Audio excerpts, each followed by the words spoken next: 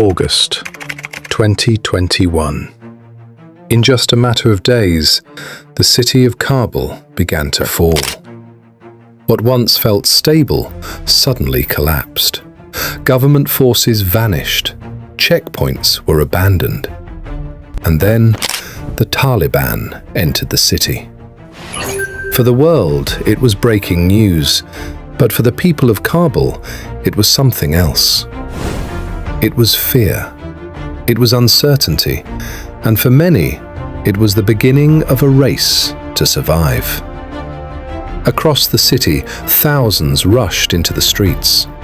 Cars overloaded with families, people carrying bags, documents, anything they could hold. Everyone was heading toward one place: the airport. Because rumors spread quickly, foreign planes were still leaving, but not for long. Among the crowd was a young interpreter. For years, he had worked alongside foreign forces, helping them communicate, helping them navigate. Now, that past had turned into a danger. If he stayed, he could be targeted. If he left, he might lose everything he had ever known. His home, his family, his entire life.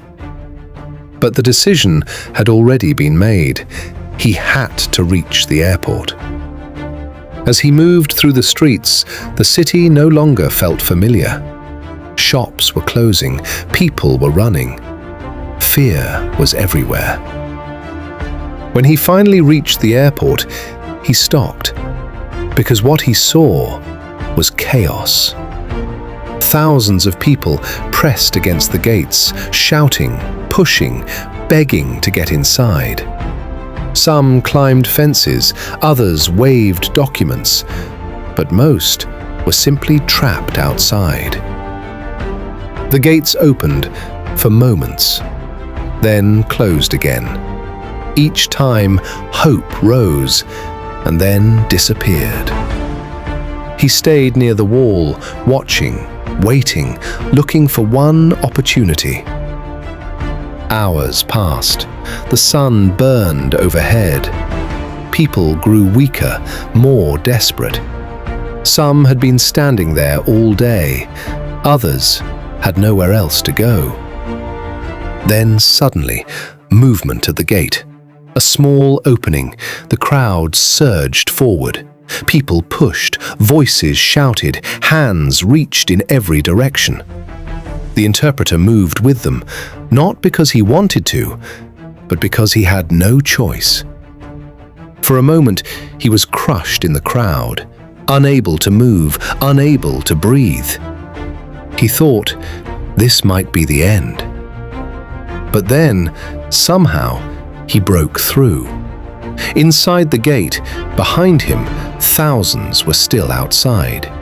But even inside, there was no safety. Military planes were preparing to leave, engines roaring, each one carrying people away and leaving others behind. Time was running out.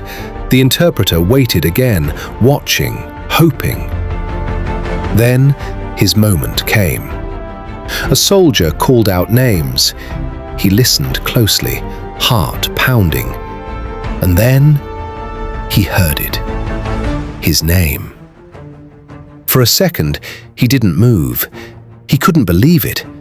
But this was his chance. He stepped forward, walking toward the plane.